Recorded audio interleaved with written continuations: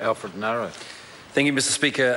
It's an honour to be able to rise and take a call on the second reading of the Social Assistance Portability to Cook Islands, Niue and Tokelau Bill. First of all, to my Tokelau colleague over there, Chris Whawhoi, taloha nei, and also to my Cook Island colleague over there, Poto Williams, ki rana tātou katoa tō mātua tītua, greetings to you as well. Unfortunately, there are no Niue colleagues that are here, but we do acknowledge Niue as well. So, whakalofalahiti ki matolos, because they are three nations of the realm. What people may not also know is that it has been said that when we sing the national anthem, God Defend New Zealand, and we talk about the Triple Star, it is mentioned that they have a particular reference to the three nations of the realm. And so we talk about in the national anthem about defending them from strife and war. So there is absolutely a special relationship that was there, signed in 1965. In fact, this year for the Cook Islands is a celebration of their independence of 50 years of that. And so to be in free association and self-governing is very much an important aspect of self-dependence, self-determination for those countries. And we think that's absolutely important. Also too, just to mention that the relationship is such that we commemorate the 100 years of conflict for New Zealand. And in regards to service and sacrifice, we have been working along with Poto and myself with acknowledging the contribution that 147 Niuean soldiers made, and also to 500 Cook Island soldiers to that as well. In fact, Sir Maui Pomare in 1915 through to 1917 visited those nations of the realm because of that relationship. And through that, many of them came in the Rarotongan contingent, over 5 contingents that came across and fought in the Māori Pioneer Battalion. So that goes, I suppose, to acknowledging the fact of that relationship of nations of the realm, their contribution to New Zealand society, both in the past and also too in the present as well. That becomes very important.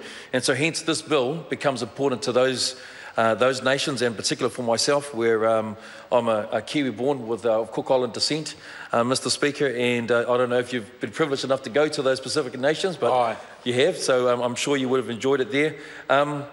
So, you know, to my parents who are in New Zealand at the moment, heading back home, I know it's a proud moment to be able to ensure that this bill actually has some significance to them as well. So, Mr. Speaker, this bill I think is quite significant in that it does allow for the opportunity for those three nations to then have a special arrangement. That arrangement is not afforded to all of the 22 Pacific nations under the special portability arrangement that's there. This particular arrangement is specific to those three nations. So I want to make that point. So already there's a recognition of that relationship in particular with this bill.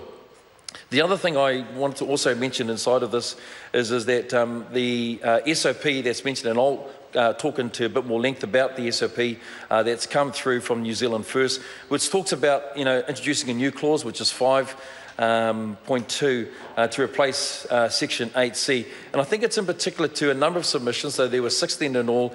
There were, 19 written submissions, 6 that were oral. In fact, we were very fortunate to actually have the Premier of Niue, the Right Honourable Tokelau, who actually came, and also to the Prime Minister of the Cook Islands, Henry Puna, that was present, which was quite an honour to have them personally present to us their submission in the Select Committee.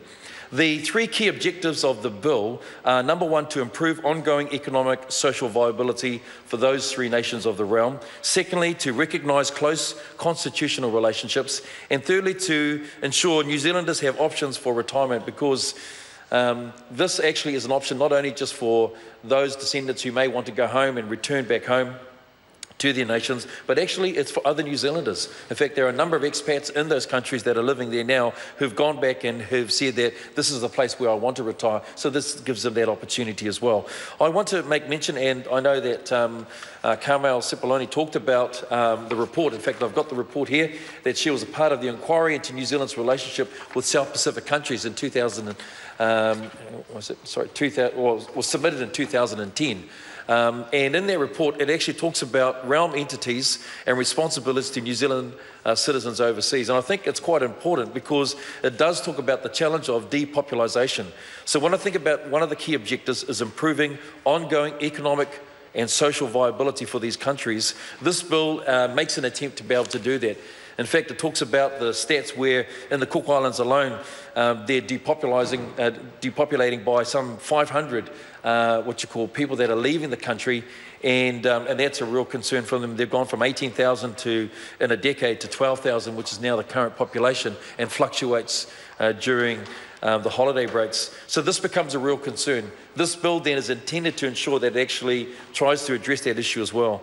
The second thing about the bill is recognising close constitutional relationships. In fact, the report goes further on in its recommendations, in its first recommendation, to acknowledge that among the Pacific nations, island states, the priority should be given to assisting those territories with New Zealand which has special constitutional relationships. So again, what I'd like to commend is that the bill is actually fulfilling some of the recommendations that actually are on the report. In fact, I want to go even further. On this, it also talks about not only that what this bill may fulfill, but it talks about things that under a national government, what we'll also be able to do is the Pacific Parliamentary Forum, which it had in 2013. And again, other governments have talked about this, but actually under national government, we've been able to deliver that, the first that it's ever had. Same thing again, priorities over here to support these realm nations. And again, under a national government, we've been able to deliver on those.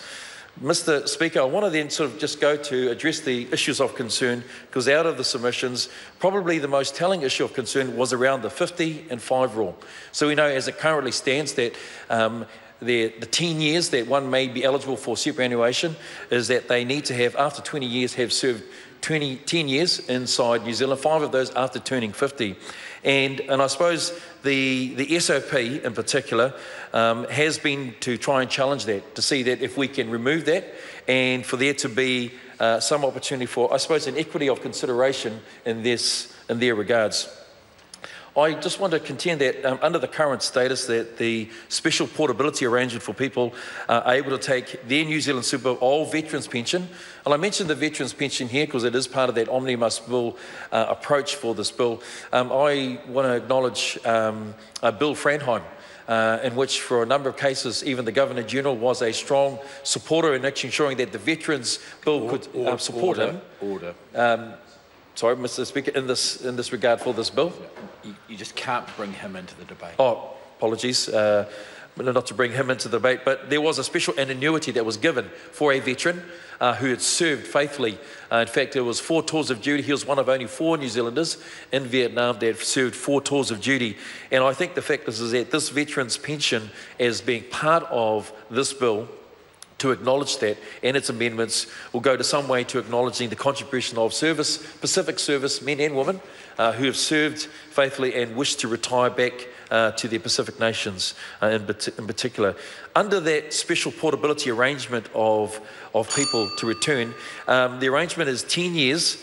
There's 50% eligibility for their pension, and after 20 years there's 100%. And so the payment for special portability is more generous than the general portability. Mr. Speaker, one of the things about the aspect of the arrangement around the 50 after 5 and reasons why that becomes important, and I want to sort of touch on 3 of them. First of all is that this is equitable for all New Zealanders, irrespective of who has gone overseas. When you've been overseas and you've decided to come back and retire home, you still are eligible under this criteria. In other words, you still must serve your 5 years. So this is not discriminating against our Pacific brothers and sisters and those who are under the realm. And I think that's really important. The second thing I think is also important of consideration is that the arrangement with other countries where there is a special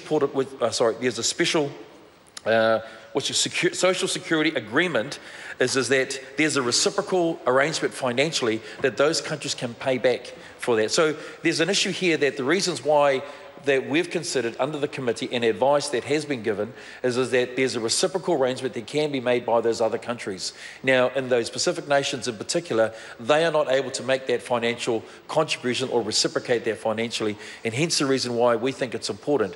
We believe that the bill is actually equitable. We believe the bill is consideration of the special arrangement, and we believe that that's critically important to what we're doing to try and achieve that. We know that the costs are achievable for us. If we were to remove that, not only would it be inequitable for other New Zealanders who still have to have the 50 after 5 rule, but it means it opens up for us quite a precedent that could actually broaden both the cost and the ability to be able to administer that back in the Pacific as well. So, Mr. Speaker, I round off my speech in saying that it's a privilege to be able to speak on this bill. Look forward to going through the committee stage, but we believe that we've struck a right balance for both acknowledgement of the special arrangement with the nations of the realm. I commend this bill to the House.